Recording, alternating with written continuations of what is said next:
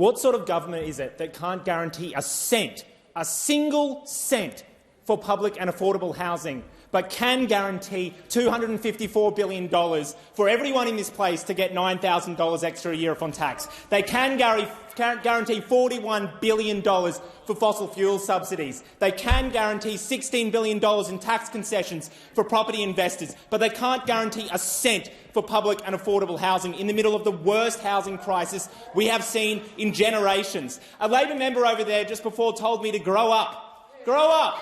And if you think that your strategy is to tell everyone in this country it's immature to think that in one of the wealthiest countries in the world we can't put a roof over everyone's head, if you think it's a strategy to call people immature because we think it's wrong that you're raising more money from charging interest on student debt than you are from raising taxes on gas corporations, if you think it's a good strategy to tell everyone in this country that it's immature to expect that while politicians in this place are about to get a $9,000 extra a year off on their tax, we think no one in this country should be forced to live on poverty payments. How dare you? How dare you? And the strategy that you resort to is lying to the Australian public. Now, if you're watching at home, here's the strategy that they're deploying. Here's the strategy they're deploying.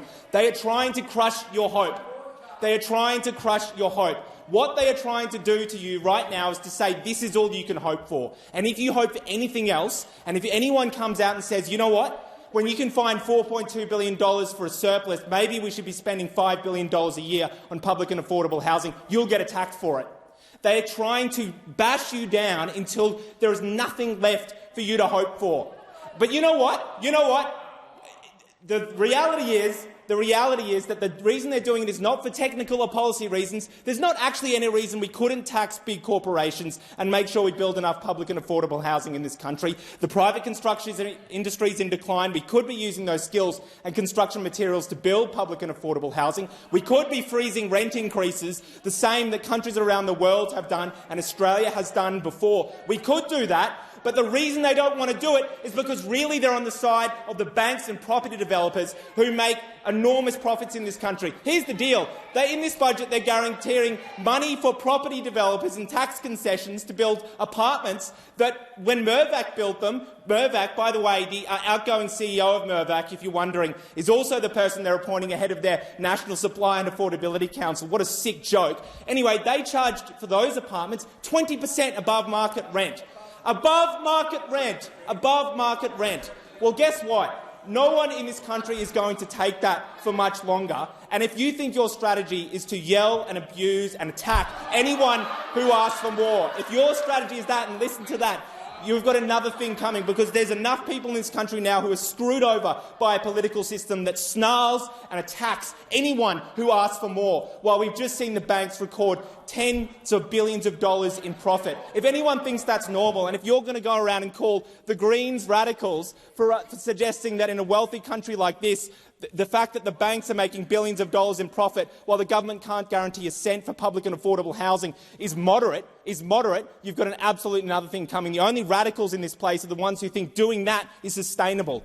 The only radicals in this place are the ones who think that it's okay to give yourselves $9,000 extra a year off on your tax while telling people they have to live on $52 a day. What a sick joke. And it's remarkable and good to hear that people are bringing up door knocking, because maybe I'll finish with this. We had someone come into our office, a woman who had just had her rent jacked up by $120 a week, $120 a week, and this person is on Centrelink payments, unemployed long-term because of a debilitating heart condition, but unable to get on DSP. After rent, bills and food, he literally did not have the money to pay the $70 train trip to get home to be with her. When my team told him we'd transfer him $100 immediately so he could book the ticket straight away and buy some food for the trip, he broke down weeping.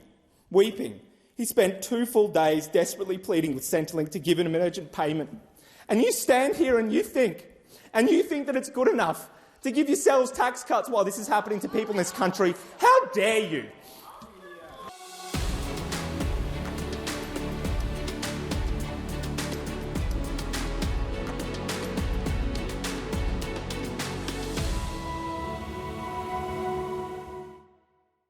Authorised by J. McCall, Australian Greens, Canberra.